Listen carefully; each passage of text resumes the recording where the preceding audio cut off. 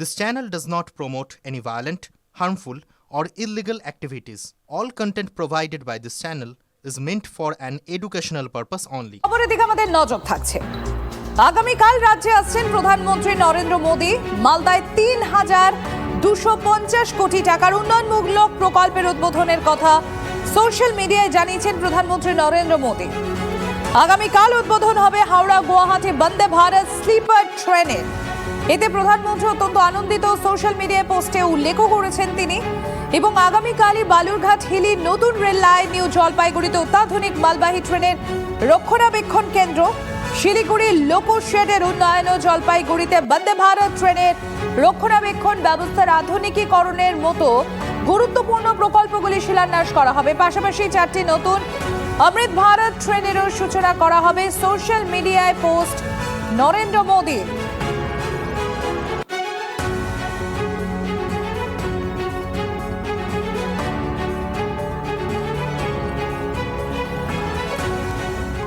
আর এদিকে এই যে বঙ্গ সফরের আগেই তৃণমূল সরকারকে নিশানা নরেন্দ্র মোদী। বাংলা সফরের আগে বাংলায় পোস্ট করে তৃণমূল কংগ্রেসকে আক্রমণ। তৃণমূলের শাসনে বাংলার মানুষ স্থিতিবিরক্ত, তোপ দেখেছেন প্রধানমন্ত্রী। প্রতিদিনই তৃণমূলের অপশাসনের নতুন উদাহরণ সামনে আসছে। তৃণমূল সরকারকে প্রত্যাখ্যান করতে তৈরি বাংলা পোস্ট করেছেন নরেন্দ্র মোদী। তৃণমূল কংগ্রেসের মুখপাত্র অরূপ চক্রবর্তীর সঙ্গে আমরা ইতিমধ্যেই টেলিফোনে যোগাযোগ করতে পেরেছি। অরূপ বাবু, আগামীকাল বঙ্গ সফরে আসছেন প্রধানমন্ত্রী, তার আগে বাংলাতে সোশ্যাল মিডিয়ায় পোস্ট করে রাজ্য সরকারকে আক্রমণ, তৃণমূল সরকারকে আক্রমণ, আপনার প্রতিক্রিয়া চাইব। দেখুন, মোদিজিকে আমি ধন্যবাদ জানাবো। মোদিজি প্রতিবার নিয়ম করে সেই গালিগালাজগুলো করেন, বাংলার মানুষ এগুলো লক্ষ্য করেন এবং তিতিবিরক্ত হয়ে নরেন্দ্র মোদী সরকারের অত্যাচারে অতিষ্ঠ হয়ে বাংলার মানুষ ওনাদেরকে বিদায় জানান। গতবার বলেছিলেন 2 মে দিদি গেই, 2রা মে ফল বেরিয়েছিল 2021-এ। নরেন্দ্র মোদী 1.5 বছর আর এবার বাংলামুখ হন। গতবার বলেছিলেন আপকি বার 200 পার, বাংলার মানুষ মমতাদিকে 200 পার করেছে। লোকসভায় বলেছিলেন ইস বার 30 পার, বাংলার মানুষ মমতা ব্যানার্জিকে প্রায় 30টা আসন 29টা আসনে জয়যুক্ত করেছিল। এইবার যখন তৃণমূলের অপশাসন ইত্যাদি কথা বলছেন, বিজেপির সরকার গঠনের কথা বলছেন, তার মানে তখনই আমরা নিশ্চিত যে তৃণমূলের সরকার গঠন হয়ে গেছে।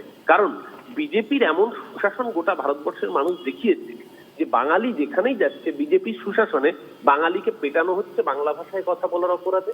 বিজেপির সুশাসনে মাছে ভাতে থাকা বাঙালি, মছলিখোর বাঙালি মানে বাংলাদেশি শুনে গালিগালাজ করে তাদেরকে মারা হচ্ছে। বিজেপির সুশাসনে বাঙালি মেয়েকে ঘাড় ধাক্কা দিয়ে বাংলাদেশে পাঠিয়ে দেওয়া হচ্ছে পুশব্যাক করে। বিজেপি সুশাসনে উড়িষ্যায় বাঙালি বস্তিতে আগুন ধরিয়ে বাঙালি মানুষকে পুড়িয়ে মারা হচ্ছে। বিজেপির সুশাসনে সারা ভারতবর্ষে বাঙালির নাবিশ্বাস উঠে গেছে এবং এখন এই এসআইআর এর লজিক্যাল ডিসক্রিপেন্সি হিয়ারিং এর অজুহাত দিয়ে এই অছিলায় 1.5 কোটি বাঙালিকে বেনাগরিক করার চক্রান্ত করছেন নরেন্দ্র মোদী। তো ওনার সুশাসন বাংলার মানুষ হাতে গরমে বুঝে গিয়েছে।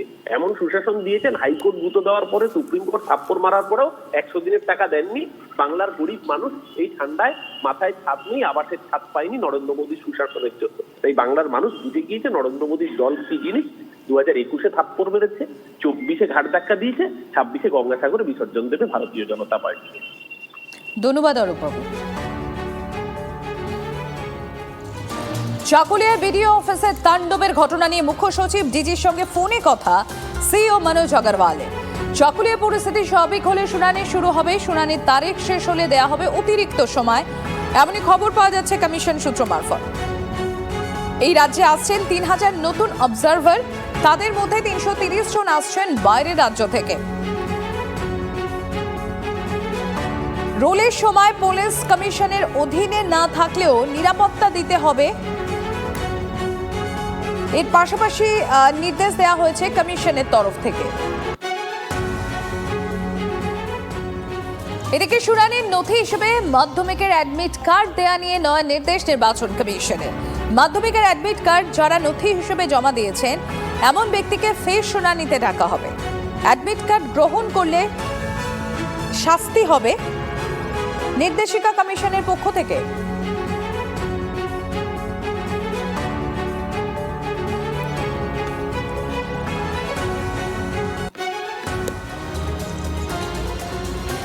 4 আধিকারিক সহ 5 জনের বিরুদ্ধে এফআইআর প্রত্যাহার করা হোক। রাজ্যের মুখ্য নির্বাচনী আধিকারিকের দপ্তরে চিঠি দিয়ে জানালেন স্বরাষ্ট্র দপ্তরের স্পেশাল কমিশনার। সূত্রের খবর, ওই চিঠি পাঠানো হয়েছে জাতীয় নির্বাচন কমিশনের, সেখানেই চূড়ান্ত সিদ্ধান্ত নেওয়া হবে বলে সূত্রের খবর। অবৈধভাবে ভোটার তালিকায় নাম তোলার অভিযোগে ময়না ও বারুইপুর পূর্বের এইআরওর বিরুদ্ধে 2 জেলা শাসককে এফআইআর করার নির্দেশ দেয় নির্বাচন কমিশন। 2 সপ্তাহের বেশি হয়ে গেলেও কমিশনের ওই নির্দেশিকা কার্যকর করা হয়নি। ইতিমধ্যেই জেলা শাসকদের 2 বার রিমাইন্ডার দেওয়া হয়েছে। এরপরে অ্যাডভোকেট জেনারেলের পরামর্শ নেয় রাজ্য। সূত্রের খবর, চিঠিতে এজির পরামর্শের বিষয়টি উল্লেখ করা হচ্ছে। ওই 4 আধিকারিকের অপরাধ এফআইআর করার জন্য যথেষ্ট নয়, কম গুরুত্বপূর্ণ অপরাধে এত বড় শাস্তি দেওয়া ঠিক নয় বলা হয়েছে চিঠিতে।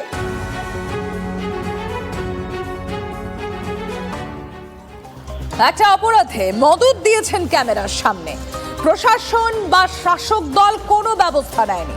বিধায়ককে ছাড় দিয়ে অন্যদের বিরুদ্ধে ব্যবস্থা নেওয়া শুরু করেছে পুলিশ। তাতেও শাসক নেতার হুমকি, প্রশাসনকে খোলা মঞ্চ থেকে চ্যালেঞ্জ। এর বাইরে যদি একটা লোককে গ্রেফতার করা হয় তাহলে কিন্তু ফারাক্কা ব্লককে অচল করে দেওয়ার কথা কিন্তু আমি বলেছি। নিজে দাঁড়িয়ে থেকে উস্কানি দিয়েছেন, তার সামনে তার মদতে তার অনুগামীরা বিডিও অফিসে তাণ্ডব চালালো। বিডিও অফিসের কর্মীকে চেয়ার ছুঁড়ে মারা হলো ক্যামেরার সামনেই। রাজ্যের শাসক দলের বিধায়ক হয়ে সরকারি সম্পত্তি নষ্ট করলেন, তারপরও এত বড় বড় কথা। রাজ্যের আইনসভার সদস্য হয়ে আইনকে মাটিতে মিশিয়েছেন। এবার আবার প্রশাসনকে হুমকি। ফারাক্কার বিডিও অফিসের তাণ্ডব কাণ্ডে আর একজনকেও গ্রেফতার করা হলে নাকি ফারাক্কা ব্লকটাই অচল করে দেবেন তিনি। এসপি লেভেলে কথা বলেছি, ওপরেও কথা বলেছি। বিডিও অফিসে যে ঘটেছে একটা জনবিস্ফোরণ হয়েছে, মানুষের বহিঃপ্রকাশ হয়েছে। এর বাইরে যদি একটা লোককে গ্রেফতার করা হয় তাহলে কিন্তু ফারাক্কা ব্লককে অচল করে দেওয়ার কথা কিন্তু আমি বলেছি। তার জন্য কথা দিয়েছে, যা হয়েছে হয়েছে, আর কাউকে আমরা ধরপাকড় করবো না। ক্যামেরার সামনেই তাণ্ডবের পরও বিডিও পুলিশে অভিযোগ করেছেন অজ্ঞাত পরিচয়দের নামে।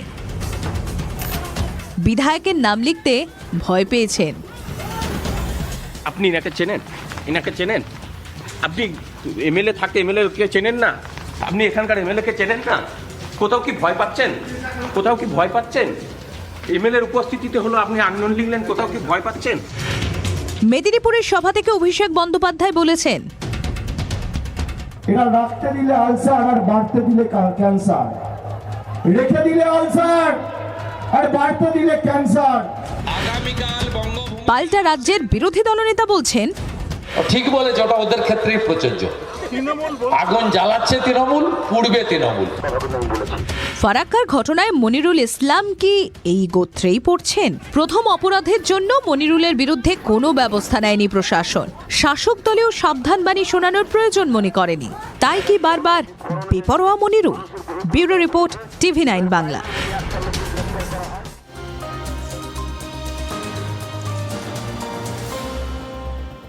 এসআইআর শুনানিতে হয়রানির অভিযোগ। নির্বাচন কমিশন, কেন্দ্র আর বিজেপিকে এক বন্ধনীতে ফেলে আবারও আক্রমণ শানালেন মমতা বন্দ্যোপাধ্যায়। এদিকে পাল্টা হয়রানির দায় তৃণমূল কংগ্রেসের ঘাড়ে ঠেলল কারা? বিজেপি। আর এই ইস্যুতে আরও চাঁচাছোলা তৃণমূলের সর্বভারতীয় সাধারণ সম্পাদক অভিষেক বন্দ্যোপাধ্যায়। যতই করুক, ওই ভোটার তালিকায় গিলতে হবে, পাল্টা কটাক্ষ করেছে বিজেপি। ইলেকশন কমিশন কি ঠিক করবে? only BJP is allowed, nobody is allowed. What is this nuisance is going on? মাননীয় মুখ্যমন্ত্রী তো মিথ্যা ছাড়া সত্য বলেন না, সব সময় বিজেপির ভূত তাকে তাড়া করে বেড়ায়। ফারাক্কায় বিডিও অফিসে তাণ্ডব, চাকুলিয়ায় বিডিও অফিস তছনছ, বাঁকুড়ার ছাতনায় বিডিও অফিসে মারধর, কল্যাণী এসডিও অফিসে বিজেপি বিধায়ককে হেনস্থা, বিএলওদের ইস্তফার বন্যা, বিশিষ্টদের শুনানিতে তলব।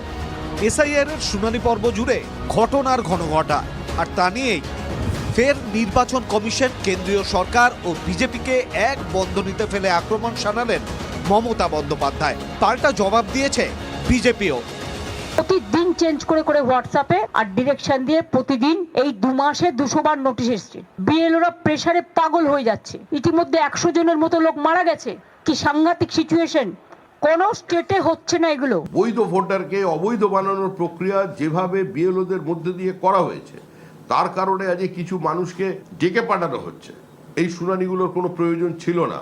তৃণমূল কংগ্রেসের এই আগ্রাসনী নীতির কারণে এবং কার্যত গোটা সাংবিধানিক প্রক্রিয়াকে ধ্বংস করে দেওয়ার কারণে।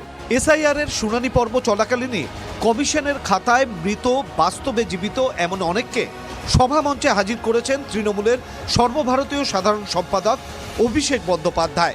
এদিন মেদিনীপুরের মঞ্চেও তাই করলেন। সেই সঙ্গে নিশানায় কমিশন।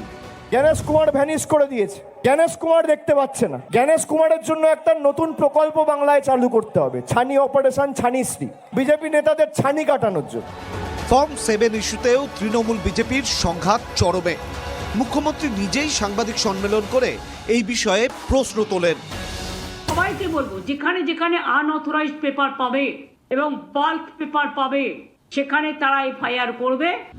মৃত বা স্থানান্তরিত কারো নাম ভোটার তালিকা থেকে বাদ দিতে কিংবা ভোটার তালিকায় কোনো নাম তোলার বিরোধিতা করতে ফর্ম 7 কাজে লাগে। বিজেপিকে নিশানা করে এই বিষয়ে দলীয় নেতা ও কর্মীদের কি করতে হবে তা বাতলে দিয়েছেন অভিষেক। ভাবছে শেষ মুহূর্তে মানুষের নাম বাদ দেবো।